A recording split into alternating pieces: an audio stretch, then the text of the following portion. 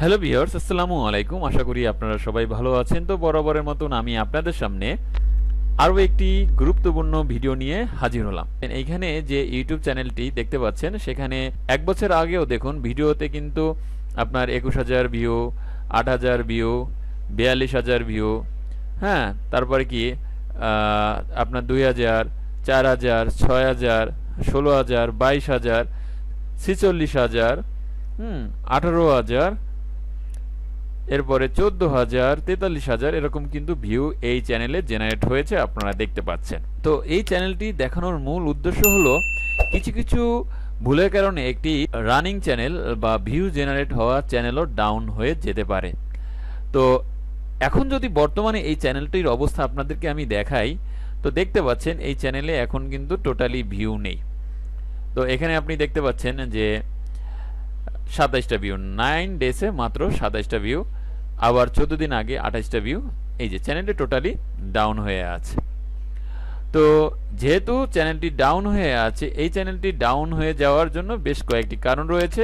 ঠিক একটি YouTube channel down হয়ে যাওয়ার জন্য কতগুলো কারণ রয়েছে, এরকম 10টি কারণ আমি আপনাদের সামনে উপস্থাপন করব। সময় মেনটেন না করে ভিডিও আপলোড করা, অর্থাৎ আপনাকে একটি নির্দিষ্ট বারে ভিডিও আপলোড করতে হবে। আপনি যদি সপ্তাহে 2টা ভিডিও আপলোড করেন, যদি মনে করেন শনিবার আপলোড করেন বা রবিবারে আপলোড করেন, তাহলে পরবর্তী সপ্তাহে আপনাকে শনিবার অথবা রবিবারে ভিডিও আপলোড করতে হবে। যদি আপনি 5 দিন পরে 2টা করে ভিডিও দেন বা একটা করে ভিডিও দেন, তাহলে আপনাকে প্রত্যেক সপ্তাহে 5 দিন পরে আপনার কি করতে হবে, 2টা করে ভিডিও আপলোড দিতে হবে। যদি আপনি একদিন পর পর ভিডিও আপলোড করতে থাকেন, তো আপনাকে একদিন পর পর ভিডিও আপলোড করতে হবে।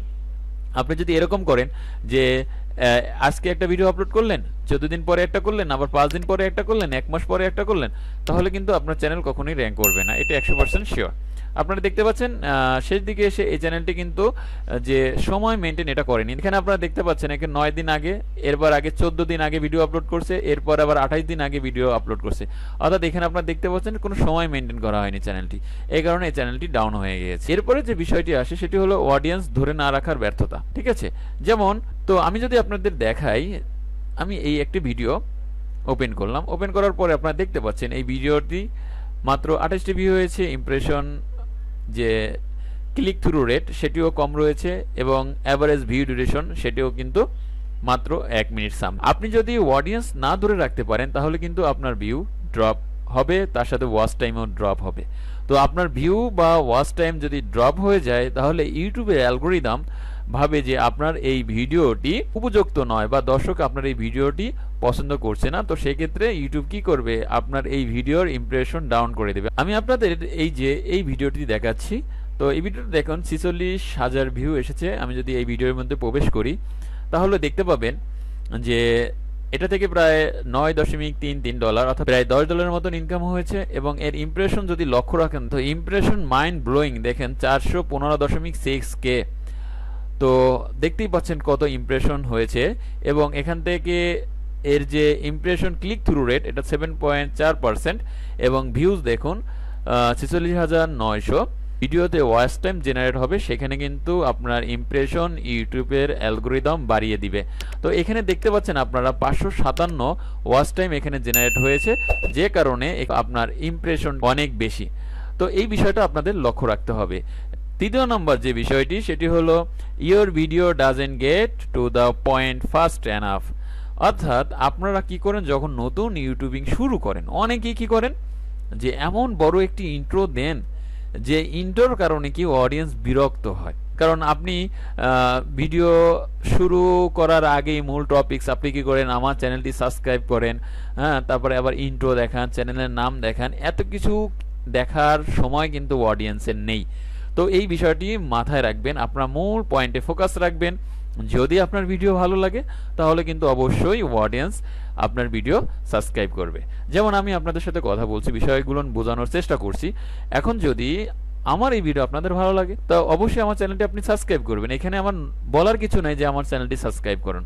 তো এই বিষয়টি লক্ষ্য রাখবেন, নতুন ইউটিউবার হলে ইন্ট্রো 3-4 সেকেন্ডের বেশি দিবেন না, এবং যে বারবার সাবস্ক্রাইব করুন এরকম কোনো কিছু বলার প্রয়োজন নেই। চতুর্থ যে বিষয়টি হচ্ছে সেটি হলো, আপনি যে সময় ভিডিও তৈরি করবেন, আপনার চ্যানেলের ক্যাটাগরি কি, আপনি কোন অডিয়েন্সকে টার্গেট করে আপনি ভিডিও তৈরি করছেন সেই বিষয়গুলো আপনাকে লক্ষ্য রাখতে হবে। প্রথমে যে ভিডিও আপনি আপনার চ্যানেলে আপলোড করছেন, মনে করেন সেই চ্যানেল থেকে আপনি কি পেয়েছেন, ভিউ পেয়েছেন, দর্শক ওই বিষয়ে ভিডিও দেখতে আগ্রহী। এখন যদি আপনি বারবার কন্টেন্ট চেঞ্জ করেন, যে অডিয়েন্সগুলো আছে বা আপনার যে সাবস্ক্রাইবারগুলো আছে তারা কিন্তু আপনার ভিডিওগুলো ইগনোর করবে। তো আপনার ভিডিও যখন ইগনোর করবে, অটোমেটিক্যালি আপনার ভিডিওর ভিউজ, ওয়াচ টাইম এবং সাবস্ক্রাইবার ডাউন হয়ে যাবে। আপনাকে অডিয়েন্স টার্গেট করে ভিডিও মেক করতে হবে। এরপরে যে বিষয় আছে সেটি হলো পোর ভিডিও সাউন্ড অ্যান্ড কোয়ালিটি। তো আপনি ইউটিউবে অনেক ধরনের ভিডিও পেয়ে থাকবেন। তো সেইখানে যদি আপনার ভিডিও কোয়ালিটি খুবই নিম্নমানের হয় বা সাউন্ডে যদি ভালো না হয়, তাহলে কিন্তু আপনি সিম্পলি ভিডিওটি স্কিপ করে চলে যাবেন। এরপর আছে পোর এডিটিং, অর্থাৎ আপনি ভিডিও যখন এডিট করবেন সেই এডিটটা যদি সুন্দর না হয়, তাহলে কিন্তু আপনার কি হবে, অডিয়েন্স এটা ভালোভাবে নেবে না এবং খুব শীঘ্রই সে আপনার ভিডিওটা স্কিপ করে চলে যাবে। এই বিষয়গুলো আপনাকে লক্ষ্য রাখতে হবে। এরপরে যে বিষয়টি চলে আসে সেটি হলো পোর এসইও।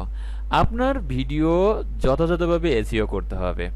এখন এখানে এসইও বলতে শুধুমাত্র আপনাকে ওই যে ট্যাগ দিলেই এসইও হয় না। তো এখানে এসইও করতে গেলে আপনার কি লাগবে, যে সুন্দর একটি টাইটেল দিতে হবে, অর্থাৎ সার্চেবল টাইটেল, যে টাইটেলটি অডিয়েন্সের পছন্দ হবে বা ওই টাইটেলে ইউটিউবের সার্চ বারে সার্চ দেয়। ঠিক আছে, এরপর একটা ট্যাগ দিতে হবে, ডেসক্রিপশন দিতে হবে, সাবটাইটেল দিতে হবে। যদি এই ভিডিওটি লক্ষ্য রেখে থাকেন তাহলে দেখবেন যে এই ভিডিওর এসইও স্কোর মাত্র 20%। ঠিক আছে, এই ভিডিওর এসইও স্কোর মাত্র 20%। তো এখানে যদি আপনাদেরকে আমি দেখাই, এইখানে ডিসক্রিপশন বক্সে যে আপনার কিওয়ার্ডগুলো লেখার কথা ছিল, তিনি কিন্তু এইখানে ঠিক মতন সেই কিওয়ার্ডগুলো লেখেনি। তো আপনাদের মনে রাখতে হবে যে একটি ভিডিও ভাইরাল করার জন্য অবশ্যই প্রপার এসইও করতে হবে। প্রপার এসইও মিন্স তাকে অফলাইন এসইও করতে হবে, অনলাইন এসইও করতে হবে, ডেসক্রিপশন বক্সে। তো আপনার ভিডিও যে বিষয়, সেই বিষয়ে গুরুত্বপূর্ণ কিওয়ার্ডগুলো আপনি ডেসক্রিপশন বক্সে কি সেন্টেন্স আকারে লিখবেন। হ্যাঁ, এরপর কি করবেন, আপনি ট্যাগে যে হাই র্যাঙ্কিংয়ে যে কিওয়ার্ডগুলো আছে সেই কিওয়ার্ডগুলো আপনি আপনার ট্যাগের মধ্যে ব্যবহার করবেন। এরপরে যে বিষয়টি আছে সেটি হলো থাম্বনেলস আর নট অ্যাট্রাকটিভ, অর্থাৎ আপনার ভিডিও যদি থাম্বনেইল সুন্দর না হয়, তাহলে কিন্তু অডিয়েন্স আপনার থাম্বনেইলের উপরে ক্লিক করবে না। আর স্বাভাবিকভাবে যদি আপনার থাম্বনেইল এর উপরে ক্লিক না করে, তাহলে কিন্তু আপনি ভিউ জেনারেট করতে পারবেন না। তো ইউটিউবে ভিউ পাওয়ার জন্য, বিশেষ করে ব্রাউজিং ফিচারের মাধ্যমে ভিউ পাওয়ার জন্য আপনাকে থাম্বনেইল অবশ্যই প্রপার ওয়েতে ব্যবহার করতে হবে। ঠিক আছে, আমি যদি আপনাদেরকে আরেকটু দেখিয়ে দেই, তো আপনারা আমার এই ভিডিওতে দেখতে পাচ্ছেন যে দুদিন আগে আমি একটি ভিডিও তৈরি করেছিলাম, তখন আমার এই ভিডিওটি ভাইরাল হওয়া শুরু করেছে। তো এই ভিডিওর যে থাম্বনেলটি সেটি অনেক মানুষই পছন্দ করেছে, এটা একটি অ্যাট্রাকটিভ থাম্বনেল আমি মনে করি। তো আপনার থাম্বনেল যত সুন্দর হবে ততই কিন্তু ব্রাউজিং ফিচারে আপনি ভিউ পাবেন। আমি যদি আপনাদেরকে দেখিয়ে দেই, দেখুন আমি কিন্তু এই ভিডিওতে যে ভিউগুলো পেয়েছি লাস্ট 48 আওয়ার্স, মানে গত 48 ঘন্টা আমি 1014টি ভিউ পেয়েছি এই ভিডিওতে, যেখানে দেখুন যে এই যে ব্রাউজ ফিচার সেখানে 625টি ভিউ আসছে ব্রাউজ ফিচার দেখে, অর্থাৎ থাম্বনেইলের উপরে ক্লিক করে। তো থাম্বনেইল একটি গুরুত্বপূর্ণ ভূমিকা পালন করে। তো আপনার থাম্বনেইল যদি অ্যাট্রাকটিভ না হয়, তাহলে আপনার থাম্বনেইলের উপরে কোনো ক্লিক আসবে না, ফলে আপনার ভিউ ডাউন হয়ে যাবে, আর ভিউ ডাউন মানে আপনার চ্যানেল ডাউন। এরপরে যে বিষয়টি আছে সেটা হলো প্রমোটিং ইওর ইউটিউব ভিডিও বিভিন্ন সোশ্যাল সাইটে। ঠিক আছে, তো ভিডিও প্রমোটিং করার একটি ওয়ে আছে। আমরা কি করি, ভিডিও পাবলিশ করে সেই লিঙ্কটি আমরা কি করি, যে আপনারা দেখতে পাচ্ছেন এরকম ভাবে যে বিভিন্ন গ্রুপে শেয়ার করি ভিউ পাওয়ার জন্য। ঠিক আছে, বা বন্ধু বান্ধবকে শেয়ার করি। তো এখান থেকে কি হয় জানেন, বন্ধু বান্ধবকে যখন দেন তারা 1 মিনিটের ভিডিও দেখে না, 30 সেকেন্ড 40 সেকেন্ড দেখে ভিডিওটা স্কিপ করে দেয়। বা এই সাবের মাধ্যমে করলে সম্পূর্ণ ভিউ কিন্তু, যদিও ভিউ আসে কিন্তু আপনার ওয়াচ টাইমটা ড্রপ হয়ে যায়। তো ওয়াচ টাইম ড্রপ হয়ে যাওয়ার পরে কিন্তু আপনার ওই ভিডিওটা ডাউন হয়ে যায়, অর্থাৎ ওই ভিডিওটা র্যাঙ্ক করার কোনো সম্ভাবনাই থাকে না। তো আপনারা কি করবেন, যে ভিডিও আপলোড করার পরে আপনারা কখনোই এরকম সোশ্যাল সাইটে সাব হোয়াটসঅ্যাপ বা কাউকে দিয়ে ভিডিও দেখানো থেকে দূরে থাকবেন। যদিও নতুন ইউটিউবার যখন ভিডিও আপলোড করে তখন কিন্তু তারা সিম্পলি কোনো ভিউ পায় না। এখানে নিরাশ হওয়ার কোনো কারণ নেই, ভিডিও আপলোড করে যেতে হবে, ইনশাল্লাহ কোনো একদিন দেখবেন আপনার ভিডিও ভাইরাল হয়ে গিয়েছে। সেটা হলো নিজের ভিডিও নিজে দেখা। আমরা অনেকে কি করি, ইউটিউবে ভিডিও আপলোড করি, আপলোড করার পরে নিজের ভিডিও নিজে দেখি। তো এই নিজের ভিডিও নিজে দেখা থেকে বিরক্ত থাকতে হবে, কারণ আপনি যদি নিজের ভিডিও নিজে দেখেন তাহলে তো প্রবলেম। প্রত্যেকটা ডিভাইসে কিন্তু একটি নির্দিষ্ট আইপি থাকে। তো আপনি একই আইপি থেকে যখন বারবার নিজের ভিডিওটা দেখবেন, ওই ভিডিওটা কিন্তু আসলে যে ওয়াচ টাইমটা আসবে সেটা কিন্তু স্প্যাম হয়ে যাবে এবং ওই ভিডিওটা অনেকাংশে ডাউন হয়ে যাবে। তো সর্বোপরি যে বিষয়টি আপনাদের সাথে আমি উপস্থাপন করবো, অর্থাৎ লাস্ট যে পয়েন্টটি, ভিডিও আপলোড করবেন একটি নির্দিষ্ট টাইমে আপলোড করবেন, অর্থাৎ যখন অনেক অডিয়েন্স আপনার ইউটিউবে অ্যাক্টিভ থাকে। এখন আপনি যদি রাত 2টার সময় ভিডিও আপলোড করেন তাহলে কিন্তু আপনি সেই রকম অডিয়েন্স পাবেন না, ফলে কিন্তু একটা নির্দিষ্ট টাইমে আপনার ভিডিওটা ডাউন হয়ে যাবে। এমন সময় ভিডিও আপলোড করতে হবে যে সময় আপনার অডিয়েন্স সক্রিয় থাকে।